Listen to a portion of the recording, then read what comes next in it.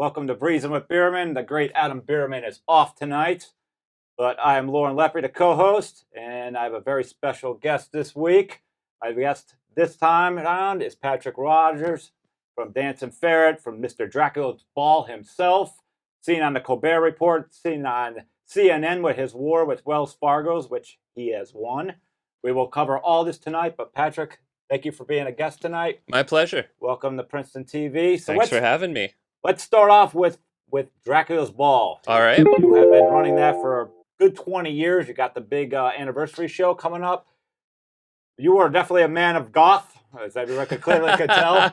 Let's give us a quick brief history before you get into that. What drew you to that scene? And then we'll get into Dracula's Ball. So why did taste for it, if I could use those words? Well, it's hard to point to anything in particular. It's just always through childhood I felt kind of drawn to darker side of things. I was always interested in the villain story. Like, what was his deal? Why was he so evil? What drove him to do the things that he did?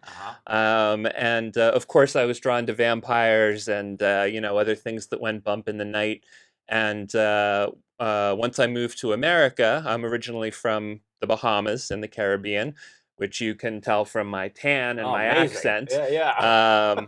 So anyway, I moved to the States and I discovered the goth scene and immediately felt like I was at home there. I liked the aesthetic, I liked the music, I liked the people.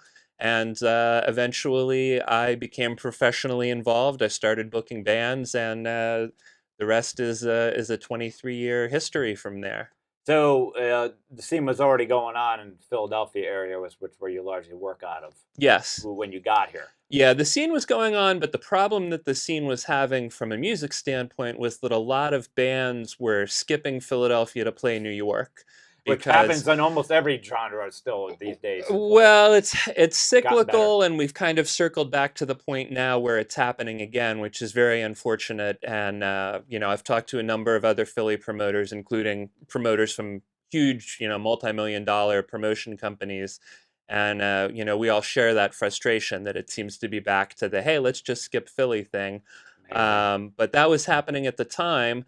And I felt if I actively pursued some of these bands and said, look, we are the fourth largest city in the country.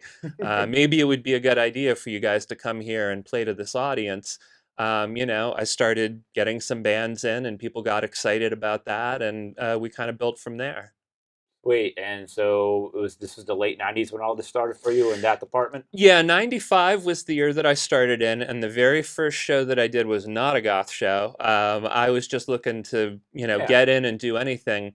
And Guar had a side project at the time called X-Cops, and they all dressed up in these police uniforms, and they sang songs about cavity searches and violating people's civil rights and other things we can't talk about on a respectable show like this. But they had this album and they wanted to tour, and nobody in Philly wanted to do the show. And I said, well, it's Guar, so this is a chance for me to kind of make a name. And I did it at the Trocadero, and I took a big cash advance on my credit card, and I lost thousands of dollars doing the show. Wow. But it was a learning experience. I started working with a national band. I started in a real venue at the Trocadero, who today now, even still, I have a great business relationship with. So it was a way to kind of hit the ground running. And my next show after that was a goth show, and I made a few $100s. And I said, all right, maybe this could work. And it's, grown quite a bit and worked well. So you eventually started your baby, the Dracula's Ball. Tell us the birth of that and how that got rolling. That got started because I was frustrated with discovering bands that I thought were very talented, but that didn't have a lot of draw or a lot of name recognition. And I wanted to set up an event where the event had its own audience, and I could take a band that was good, but maybe not very well known, and put them on stage and have a large number of people in the room see them, and then build them through that process. So, and of course, we also booked big bands too, but the impetus for doing that event was to find a vehicle to promote smaller bands, where if I just said, hey, this band is playing, maybe 20 people would show up. But because it's Dracula's Ball, 300 people showed up, and then 500 people showed up, and then 1,000 people showed up. And, now we do fewer of the events. We only do maybe 2 or 3 of them a year. We used to do 4 of them a year. And we mostly do bigger bands now. But I'm always looking for the opportunity to kind of take somebody that would benefit from that exposure and put them on a bill with, a bigger band that's going to draw a lot of people. But the event itself has its own fan base, so we get a lot of people that don't know the bands. They just want to come to Dracula's Ball. Yeah, and that's why you're here now. I met him through these events in like the early 2000s, and I'm a person I always had a taste for all styles of music, and getting into another thing that you did. Oh, you did Shampoo Wednesday nights. You had your own 80s and goth night going on. Yeah, it was called Nocturne. It was actually the longest running club night in the United States of any kind, any Really? genre. Yeah, 16 and a half years that ran for. That was all you from start It was to all finish? me, start to finish. Yeah, as I remember, everybody knows my punk rock hardcore roots. I remember being at the Electric Factory, which is next door to the club, That's right. and I left a Hatebreed show, and I walked by. You don't know this, so I know you don't remember this. I saw you outside, okay, with the bouncers, and there's this guy with fangs, and I'm like, I just moved up, I'm like, I don't know what's going on over here, but I should just go over. So I went up, I'm like, excuse me, what's going on? You were all nice and upbeat. You're like, oh, it's 80s and goth going on up there. I'm like, first thing I was like, that works? That mixes? That works? Oh, mix is great. And it did. And I was just like, well, Wednesday night, it's 11:30. One show right the next, and then I went in, and that was it. I was hooked ever since. So yeah, that went really well. Like, so yeah, you ran that 16 years. I didn't realize that was a full 16 Yeah, years. 16 and a half years. Spin Magazine wrote an article, well, a blurb more on us at one point as one of the more interesting club events in the country.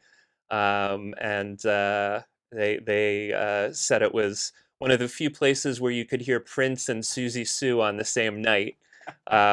Which to me didn't, it was like, of course, why wouldn't you hear Prince and Susie Sue on the same night? But I guess to Spin, that seemed novel, so they gave us a little plug. And it was always just amazing for anyone who was ever there that, like, you're in this venue, and it's like large, dark people dressed in goth, and then you go in this other room with all 80s, and it's all these happy kids. It was just like, and it worked. It was really, I never saw any problem with the crowds. Oh, well, no. It felt amazing. And I mean, the thing is, there was so much crossover between those crowds, and there were certain songs that, you'll remember the venue had 3 rooms, 3 dance floors, 3 DJs. Yep. And each of them kind of did something, their own thing, but there was kind of an overlap. And there were certain songs that you could hear in all 3 rooms on the same night. Or something, definitely The Cure. I mean, Number One Crush by Garbage. Yep. That was something you would hear in all 3 of those rooms.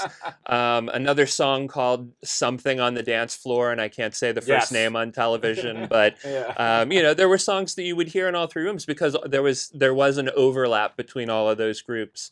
And everybody got along, and it was a great atmosphere. It was definitely something I'm really proud of having, birthed and shepherded, and it was a staple for me for many Wednesday nights for a very long time. I felt like I didn't feel right the rest of the week if I missed it at one point. Well, and I mean, there were many people who came to me and said, my job schedule, I got it changed so that I can come in late on Thursday, and I have to stay late a different night, but I can come in at 11 or noon on a Thursday because after being out until 2 in the morning on Wednesday and maybe having 1 or 2 adult beverages, I can't be up at 9 in the morning. So, kids in college who changed their class schedules to make sure they didn't have any Thursday morning classes. It was very flattering. Yeah, very flattering. For the record, I was up every day at 6 in the morning, regardless. I just ate it, but I just did it. But you're an Iron Man. That's right. So tell everybody. Anybody new that's watching from the Princeton area, you have your 20th anniversary show coming up. Tell us all about that Yeah, one. sure. So it's the 20th anniversary of the Dracula's Ball event, which is certainly one of the most popular events that I've produced in the years that I've been doing concert promotion and event production. And so we have two bands coming in from Europe. We have a band called Covenant, and we have a band called Front 242.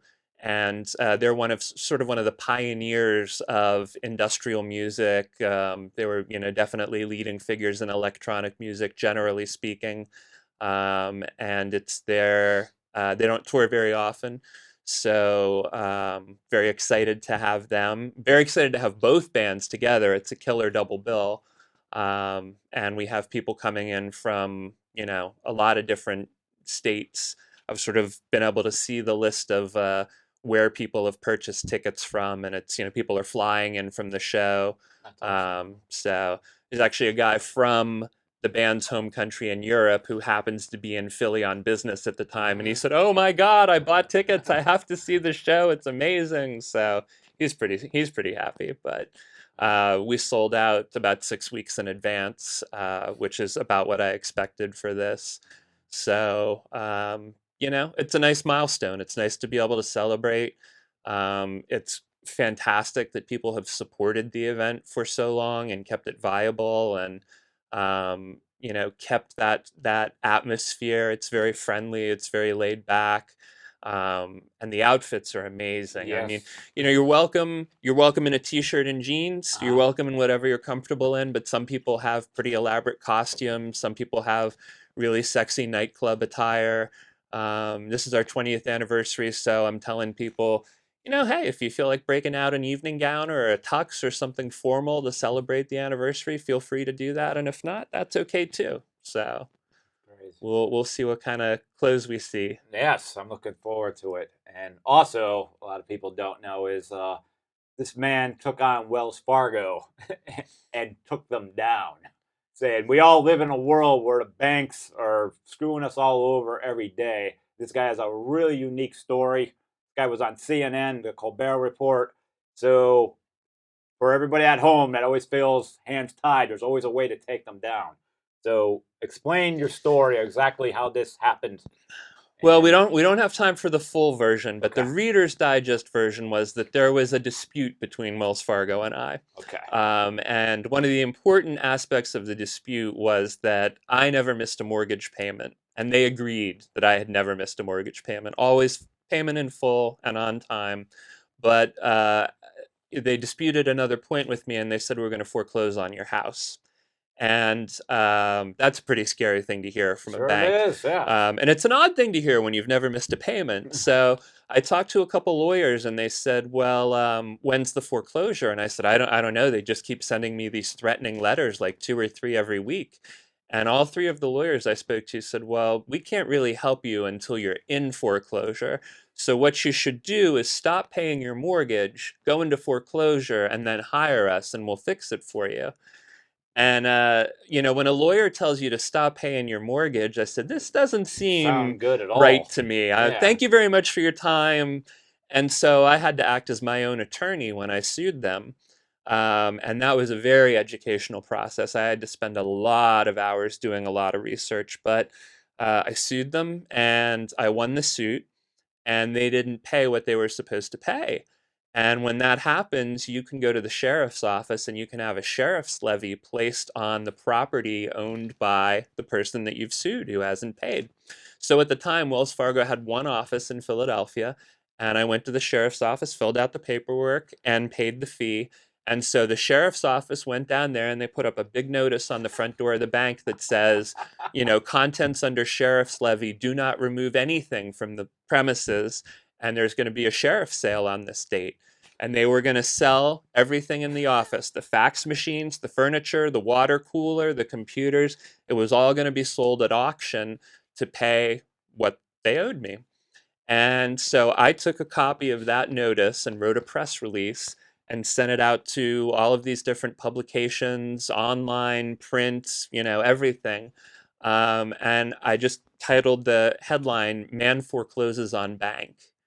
And people went nuts. The media went nuts. It was a big story. The Philadelphia Inquirer picked it up. And it went viral from there, and it was the top story on Huffington Post for a few days in a row. I did radio interviews as far away as Canada, did CNN, did Fox News, and then eventually it all culminated in me doing the Colbert Report, which was incredibly fun. Please, Really, really fun please thing to do. tell. Well, I mean, we shot about 10 hours of footage, and it wound up being maybe a 5 or 6 minute segment. But they got Dan Rather to be in my segment, which I was super excited about because I'm a big Dan Rather fan. And Don Lemon from CNN was in it, and of course Steven was in it.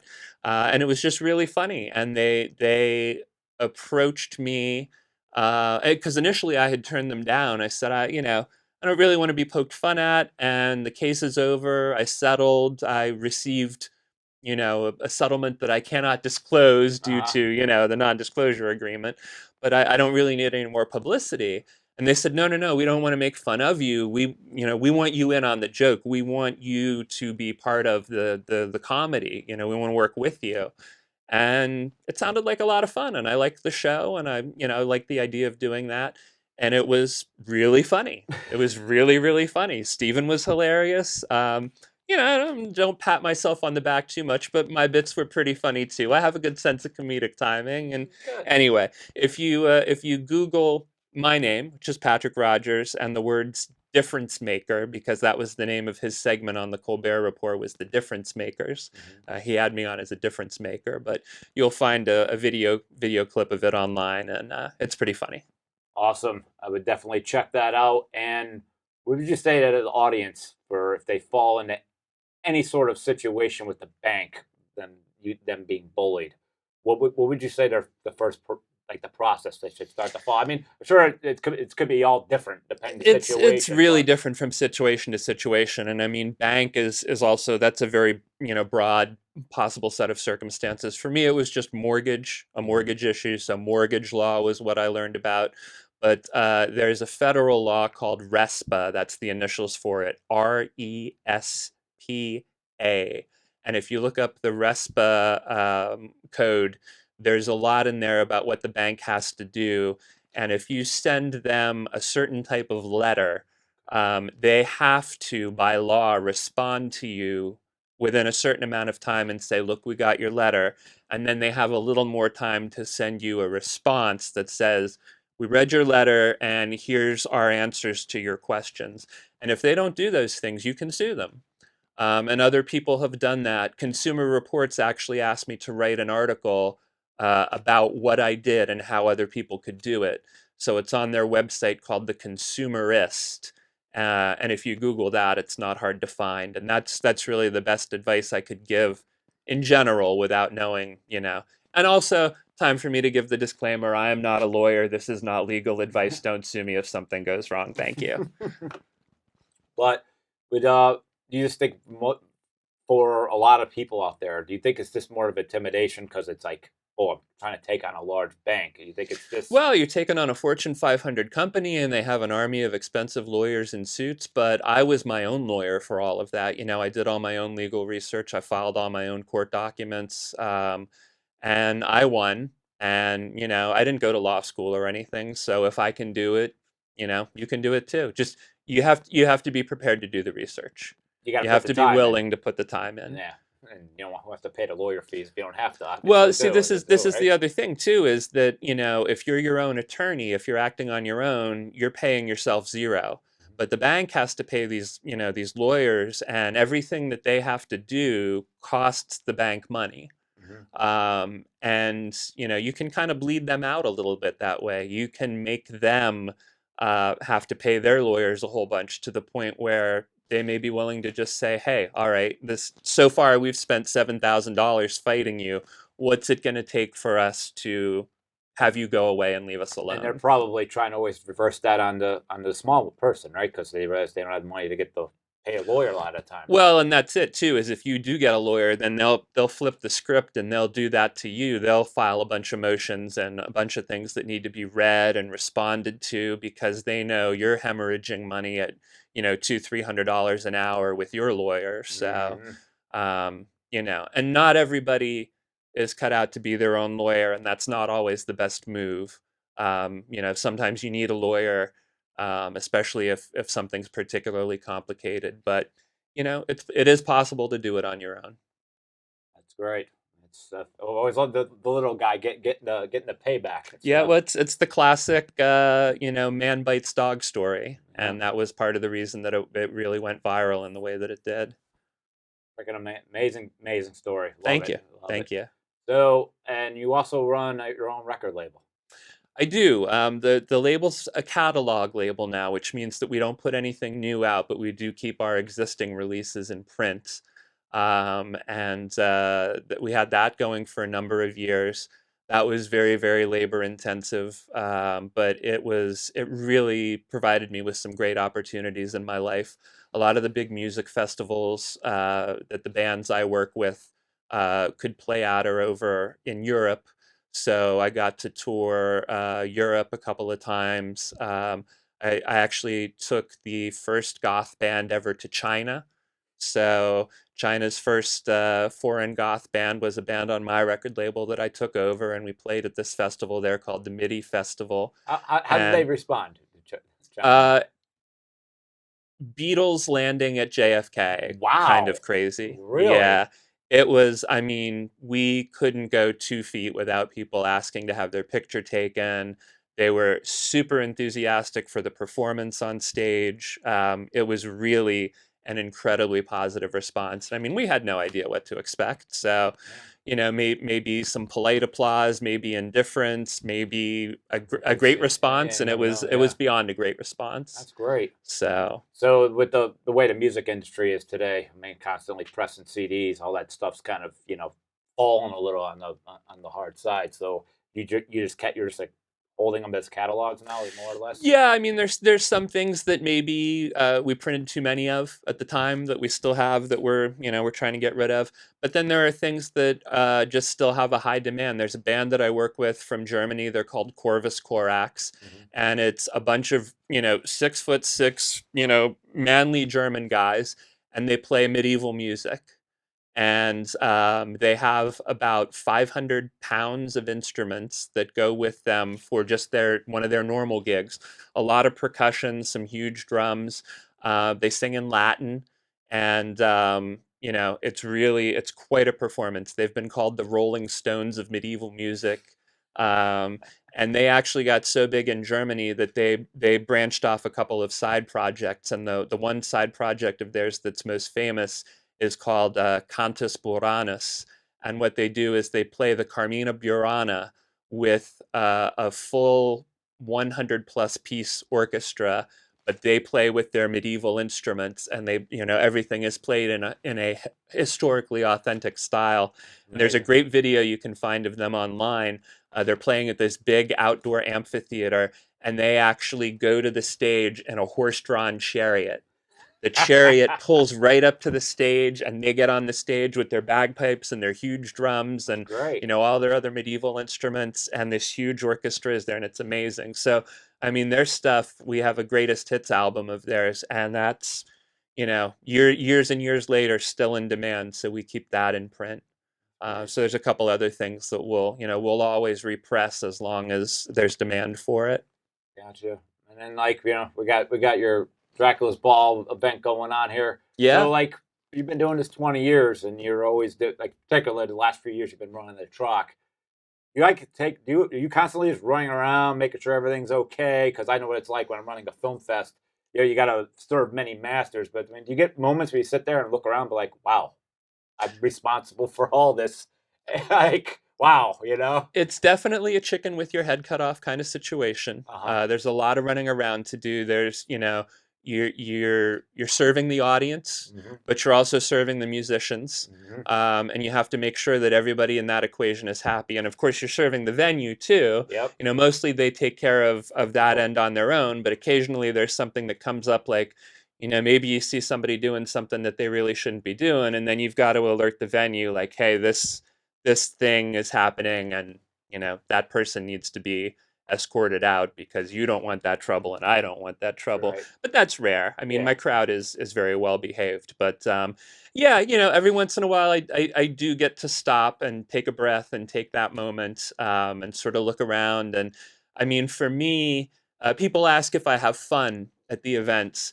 And I don't enjoy them in the same way that the audience enjoys them. Yeah. But what I get is I get an immense sense of personal and professional satisfaction when the band goes on and the first song starts and the people are screaming and they're going crazy and that wave just kind of washes over me. That's my Makes it all reward. worth it. And then at the end of the night, when the band says, you treated us really well, we made a lot of money, and the venue says, great show, we made a lot of money, and the customers, I'm starting to see things on Facebook like, this show is great, we drove in from Pittsburgh and we had so much fun, this was awesome. Yeah. That's my enjoyment, that's my pleasure when all of that stuff comes together. That's fantastic. Yeah. So, and you made they pretty much, all those bands, that crowd's been your family probably pretty much for the last 20 years, 25 years, right? It has. And, one of the things that's, that's sad is that over that amount of time, you lose some people. And, in the music business, you don't lose too many people who are in their 80s and they're surrounded by family and they die of natural causes in their bed at home. You lose people to auto accidents, to cancer, to drug overdoses, to suicide, and things like that. And so that's something that's on my mind leading into this 20-year anniversary. There's a little part of my brain thinking about people that aren't there anymore, and that's kind of tough. But the positive side of it is exactly what you said. There's people. I mean, there are people that are bringing their kids to my event now who met at my event. They met, they fell in love, they got married, they had kids, and now they're bringing their kids to this party. I hope they had you in the wedding at least, right?